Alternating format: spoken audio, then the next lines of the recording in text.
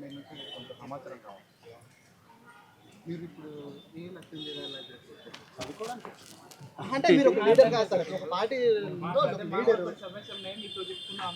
దాని తర్వాత మాట్లాడాలి. మీరు చదువుకుంటారు. ఓకే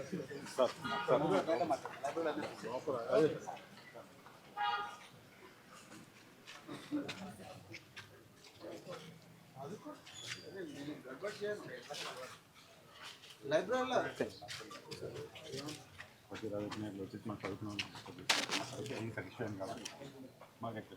అట్లా కాదు, నేను డిస్టర్బ్ చేయడానికి వస్తలేనా? నేను ఒక్కనే పోతా, ఎవరు రారు. నేను ఒక్కనే పోతా అంటారా? ఎవరు రారు నా ఎంబడి? నా ఎంబడి ఎవరు రారాయా? ఇక్కడ నేను మాట్లాడడానికి రాలేదు, నేను మాట్లాడిన కూడా వాళ్ళతో బయటనే రోడ్డు మీద మాట్లాడతా, ఇక్కడ మాట్లాడను.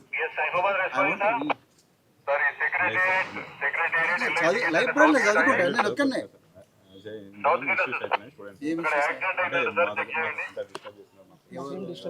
మాకేం డిస్టర్బెన్స్ లేదు, మాకు ఇంకా సపోర్ట్ కావాలి, మాకేం డిస్టర్బెన్స్ అట్లా కాదు. లైబ్రరీ ఇది పబ్లిక్ కరెక్ట్. పబ్లిక్ లైబ్రరీలో ఇక్కడ ఉండే వాళ్ళు ఎవరైనా చదువుకోవచ్చు. ఈ తెలంగాణలో పుట్టినాడు, ఇండియాలో పుట్టినాడు రావచ్చు, అది మీకు కూడా తెలుసు. ఆర్టికల్ 19 క్లాస్ 1 ప్రకారము మనకు ఎక్కడికైనా ఎవరైనా పోవచ్చు, as long as it doesn't disturb the public order. Correct, అదే కదా. నేను వచ్చి ఇక్కడ చదువుకుంటా అంటున్నాను, నేను స్లోగన్లు ఇవ్వడం కానీ లేకపోతే నేనేదో వీళ్ళందరితో ఇప్పుడు పెట్టి వీళ్ళందరి ఇబ్బందుల గురించి మాట్లాడాలని ఇక్కడ రాలేదు. నేను చదువుకుందామని వచ్చిన. నేను చదువుకుంటా అంతా, మీరు చేయమాటలు చదువుకుంటా. నేను వాళ్ళంటే బయట క్యాంటీన్లో కూర్చొని మాట్లాడతాను. నేను ఇక్కడ మాట్లాడి ఏం కావాలి కాదు, నేను మాట్లాడినండి. మీ ఆఫీసర్తో మాట్లాడు, మీ డీసీపీతో మాట్లాడు, లేకపోతే మీ ఏసీపీతో మాట్లాడు. నేను చదువుకుంటా అంటున్నాను. లైబ్రరీలో చదువుకోవడానికి వస్తే నువ్వు అని ఎందుకంటావు? నాకు అర్థం కాదు. నేనే పోయినా, నాకు కూర్చుంటే లేకపోతే కింద కూర్చొని చదువుకుంటాను. లేకపోతే నువ్వు బయట కూర్చొస్తాను, బయట చదువుకుంటాను. I will read and then I will not conduct any press. అంటే ఏమైనా మాట్లాడుకుంటే బయట వీళ్ళకి ఎవరికి డిస్టర్బ్ చేయాలి. అవసరం మాట్లాడాలి సార్, అడుగు ఏం కాదు. మీరు చేస్తున్నారు, you have instructions. But this is a public library. Public లైబ్రరీలోకి వచ్చి చదువుకుంటా అంటే ఎందుకు ఆపుతున్నారు మీరు? నాకు అర్థం కాదు. అర్థమైంది నేను చెప్పింది. ఆర్టికల్ 19 ప్రకారం ఎక్కడికైనా వచ్చి ఎక్కడైనా చదువుకోవచ్చు. నేను వీళ్ళని డిస్టర్బ్ చేస్తే అప్పుడు వాళ్ళందరూ వచ్చిన నేను మేము డిస్టర్బ్ చేస్తున్నట్టు మీకు అనిపిస్తుంది. మా గురువుతో కలిసి చదువుకోవడం అదృష్టంగా మేము భావిస్తాము. మీరు వస్తే నేను కూడా ఈ లైబ్రరీలో చదువుకొని ఈ స్థాయికి వచ్చిన. చదువుకుంటే తప్ప మీరు కూడా అలా పని చేసి ఉంటారు. లైబ్రరీ తరఫున సహకరిస్తాం కానీ మేము డిస్టర్బ్గా ఫీల్ అవ్వము. అసలే నేను ఎవరితో మాట్లాడా, నేను వాళ్ళతో కూడా మాట్లాడాను. ఇంకేం కావాలి మీకు?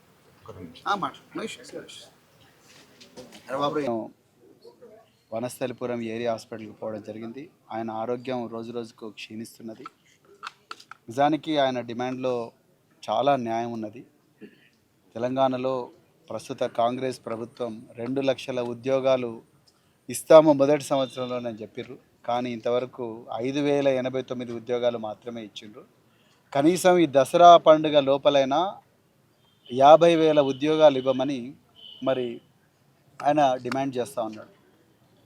నేను కూడా కాచిగూడ హాస్టల్ లాంటి హాస్టల్లో చదువుకొని, కాచిగూడలో ఉండే సోషల్ వెల్ఫేర్ హాస్టల్, అదేవిధంగా క్యాంపస్లలో చదువుకొని ఇలాంటి లైబ్రరీలోనే విద్యార్థిగా చదువుకొని నేను ఈ స్థాయికి వచ్చిన.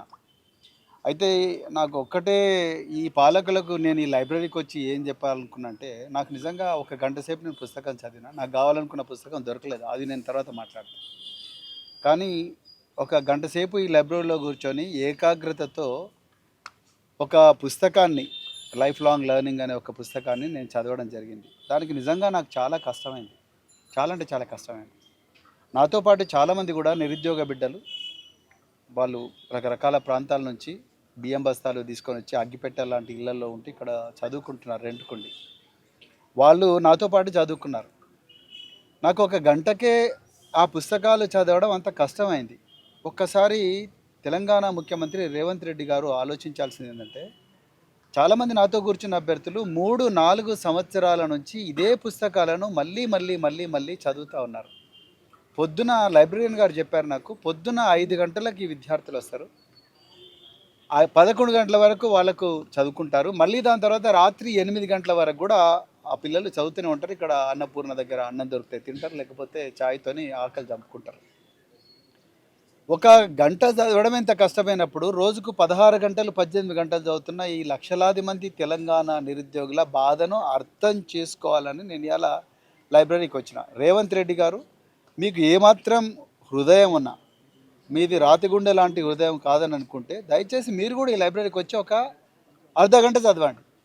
అర్ధ గంట ఏకాగ్రతతో చదవండి, ఏ బందోబస్తు లేకుండా చదవండి. అప్పుడు మీకు అర్థమైతే నిరుద్యోగుల బాధలు.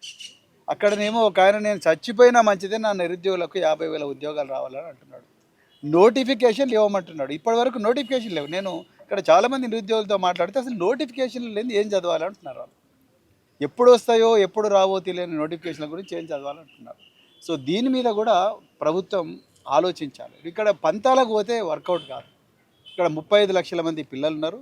అదేవిధంగా వాళ్ళకు కొన్ని ఆశలు ఉన్నాయి, ఆకాంక్షలు. ప్రతి ఒక్కరు కూడా డిప్యూటీ కలెక్టర్ కావాలనుకుంటారు, డిఎస్పీ కావాలనుకుంటారు, ఐఏఎస్లు కావాలనుకుంటారు, ఐపీఎస్ కావాలనుకుంటారు, సబ్ ఇన్స్పెక్టర్ ఆఫ్ పోలీస్ కావాలనుకుంటారు, డిప్యూటీ తహసీల్దార్ కావాలనుకుంటారు, బ్రేక్ ఇన్స్పెక్టర్ కావాలనుకుంటారు. రకరకాల ఆశలు ఉంటాయి. కొంతమంది ఇంకేవో ఉద్యోగాలు, స్టాఫ్ సెలక్షన్ కమిషన్ లాంటి ఉద్యోగాలకు పోవాలనుకుంటారు. ఈ లైబ్రరీలో పరిస్థితి ఎంత ఘోరంగా ఉందా అంటే కనీసం లైబ్రరీలో ఏ పుస్తకం ఎక్కడుందో కూడా తెలుసుకునే పరిస్థితి లేదు. కనీసం లక్షల బుక్కులు ఉన్నాయంటున్నారు. లక్షల బుక్కులు నాకు కావాల్సిన ఒక book which hikers guide for Galaxy అనే బుక్ ఉందా అని అడిగాను. లేదన్నారు. వట్టికోట ఆళ్వారు స్వామి రచనలు ఉన్నాయంటే ఉండుండొచ్చు అంటున్నారు. నేను అడిగాను, ఎందుకు మీరు ఉండుండొచ్చు అంటున్నారంటే అక్కడ లైబ్రరీకి కావాల్సిన సాఫ్ట్వేర్ లేదు. 80 సాఫ్ట్వేర్ అనేది ఫస్ట్ నుంచి ఇక్కడ లేదు. లేకపోతే నాకు ఇండెక్సింగ్ ఎట్లా తెలుస్తుంది? అది సమస్య. అంటే నిరుద్యోగులను బాగు చేయాలి, పఠన కౌశల్యాన్ని పెంచాలి అన్న భావన ఏమాత్రం ప్రభుత్వానికి లేదు. కేవలం వాళ్ళు ఏదో మీరు మిమ్మల్ని ఏమనంటే, నేను ఇప్పుడు లైబ్రరీకి రావడానికి కూడా పోలీసు వాళ్ళు అడ్డుపడతా ఉన్నారు. ఇప్పుడు మళ్ళీ ఏసీపీ గారు వచ్చి పర్మిషన్ ఇచ్చిన లోపల తీసుకుపోయినారు. ఆర్టికల్ 19 క్లాజ్ 1 ప్రకారము నాకు రాజ్యాంగం ఇచ్చిన హక్కు. ఎక్కడికైనా పోవచ్చు దేశంలో. నేను law and order problem create చేయడానికి రాలేదు. నేను ఒక నిరుద్యోగ బిడ్డగా, ఒకప్పుడు నిరుద్యోగ, ఇప్పుడు ఉద్యోగ, ఒక మాజీ ఉద్యోగిగా నేను ఈ పిల్లల బాధ అర్థం చేసుకోవాలని ఇక్కడికి వచ్చి నేను కూడా ఒక గంట సేపు చదివితే ఎంత ఏకాగ్రత అవసరం ఉంటుంది అనేది అర్థం చేసుకోవడానికి నేను ఇక్కడికి వచ్చిన. ఈ లైబ్రరీకి మీరు పోవడానికి వీల్లేదంటారు పోలీసు వాళ్ళు. అంటే రేవంత్ రెడ్డి గారు, ఆయనకు చదువు రాక ఆయన రకరకాల నేరాలు చేసి హోంమంత్రి, ముఖ్యమంత్రి అయ్యి ఒక నేరస్తుడు ఇచ్చిన ఆదేశాలను పాటిస్తారా? బాబాసాహెబ్ అంబేద్కర్ గారు రాసిన రాజ్యాంగం ఇచ్చిన ఆదేశాలను పరిపాలిస్తారా? మరి మీరు పోలీసు వాళ్ళే ఆలోచించుకోవాలి. సరే, నన్ను లోపలికి పంపించారు. నేను అక్కడ పోయి గొడవ చేసింది లేదు. నేను ఆ పుస్తకం కావాలనుకున్నా, ఒక పుస్తకం తీసుకొని చదువుకున్నా. నేను మళ్ళీ రిక్వెస్ట్ చేస్తున్న ప్రభుత్వానికి, దయచేసి నోటిఫికేషన్ వేయండి. అక్కడ ఒక వ్యక్తి ప్రాణత్యాగానికి సిద్ధమయ్యి 5 రోజుల నుంచి పోరాడుతున్నాడు. ఆయన బీపీ తగ్గిపోతున్నది, అదేవిధంగా షుగర్ లెవెల్స్ పెరుగుతూ ఉన్నాయి, కీటోన్ బాడీస్ పెరుగుతూ ఉన్నాయి బాడీలో. పోనీ అతని ఐసీయూ ఉన్న గాంధీ హాస్పిటల్ కన్నా తీసుకురావచ్చు కదా. గాంధీ హాస్పిటల్ తీసుకుపోకుండా ఎక్కడో మారుమూల నుండి ఏరి హాస్పిటల్కి తీసుకుపోయినారు. డబ్బున ఆయన ప్రాణాలకు ప్రమాదం జరిగితే ఎవరు రెస్పాన్సిబుల్? ముఖ్యమంత్రి గారు ఎప్పుడైనా ఆలోచిస్తున్నారు దీని గురించి? ఆయన ఏమైనా సినిమా హీరో కావడానికి చేస్తున్నాడా, లేకపోతే ఆయనకైనా పెద్ద ఎత్తున ₹1,00,00,000 వస్తాయని చేస్తున్నాడా? ఈ నిరుద్యోగ బిడ్డల గురించే కదా ఆయన చేస్తున్నది. సో అందుకొరకు నేను మళ్ళొకసారి ప్రభుత్వాన్ని రిక్వెస్ట్ చేస్తున్నా.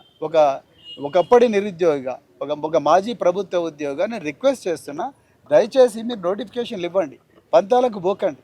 మీకు రకరకాల బాధలు ఉండొచ్చు కాక, కానీ ఇవి తప్పదు.